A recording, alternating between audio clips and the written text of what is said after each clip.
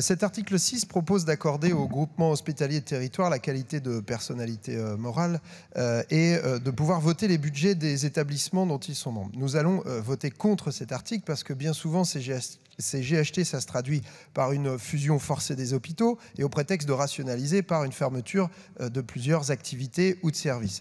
En Seine-et-Marne, département que le rapporteur connaît bien, moi je connais bien l'exemple du GEHF, le grand hôpital de l'Est francilien, dont la naissance est traduite par la perte de 280 postes. Alors, par grand hôpital, il ne faut pas imaginer un grand hôpital, puisqu'en fait, c'est réparti sur 4 sites distants de 45 minutes de voiture quand on veut éviter les péages. Ce qui veut dire pour les personnels qui sont dans certains services en tension d'être obligés de naviguer d'un site à l'autre. Mais toutes les unités n'existent pas dans tous les sites, donc cette fois-ci, c'est pour les patients. Suivant qu'on a la rate qui se dilate ou le foie qui n'est pas droit, il faut aller à Meaux ou à Jossigny ou à Coulommiers.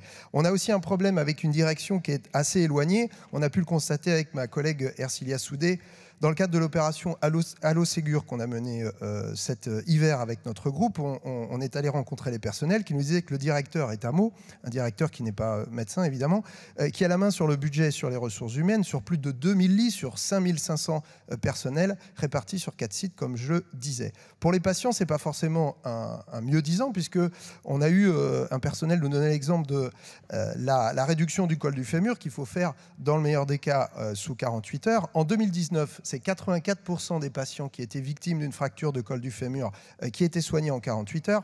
En 2021, c'était seulement 43%. Donc plutôt que les GHT, nous préférons les CHU.